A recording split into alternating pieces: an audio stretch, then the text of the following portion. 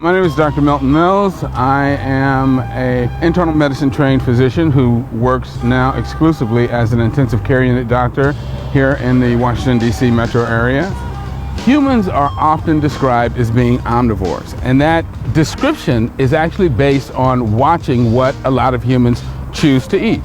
And if you look at the majority of humans on the planet, yes, they do choose to include both animal foods and plant foods in their diet.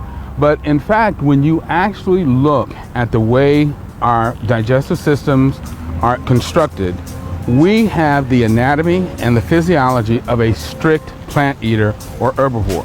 We don't have any adaptations in our digestive system or in our physiology that is adapted to eating or consuming animal flesh. And that's why we can't consume animal flesh without the aid of technology. But when you look at the jaw structure and jaw mechanics, our esophagus, our stomach, and the length of our intestines, it's clear that we have the anatomy of a committed herbivore.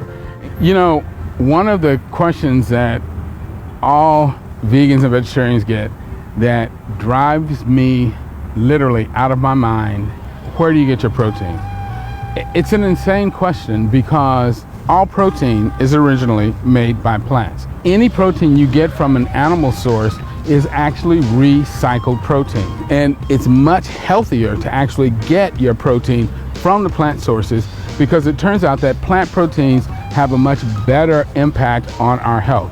They are better for your immune system. They lower your risk of diabetes, heart disease, and cancer, whereas animal proteins, on the other hand, increase your risk for cancer, heart disease, and other problems. So you absolutely do not need animal food to get your protein. If you just stop and think about it, the largest, strongest animals on the planet are all strict herbivores. So your elephants, your rhinos, your horses, your giraffes, they're all strict herbivores, and they get all of the protein that they need from plant sources.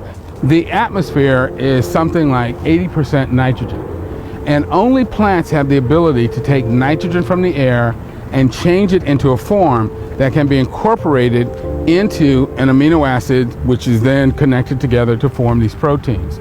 There has never been a study that has shown that dairy calcium protects our bones from osteoporosis. In fact, the majority of people of color are lactose intolerant. So for instance, 95% of Asians are lactose intolerant. 73% of African Americans are lactose intolerant. 74% of Native Americans are lactose intolerant. And approximately 53% of Hispanics are lactose intolerant versus only about 30 to 33% of Caucasian Americans. The watershed moment came when I had this one African American woman who came in and said to me, "I'm having this problem." And I said to her, "Well, you're lactose intolerant." She looked at me and said, "Oh, I know that." And I said, "Well, if you know that you're lactose intolerant, why are you continuing to eat dairy foods?" And she said to me, "Because the government says I have to." And that really made me very, very angry because the government was intentionally encouraging people of color to eat foods that it knew was going to make them sick, not for a health benefit, but because of the lobbying efforts of the dairy industry.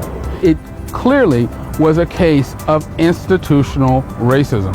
Dairy products are often touted as the best way to get your calcium, but that is marketing. It is not science. 80% of the disease and premature death that we see could be prevented if people ate differently and switched from a diet that was centered around animal foods to one that was a plant-based diet based on whole plant foods, including whole grains, legumes, greens, fruits, and vegetables. That's a diet that promotes the best overall health for humans. We can avoid and even reverse a lot of these chronic diseases by changing to a plant-based diet.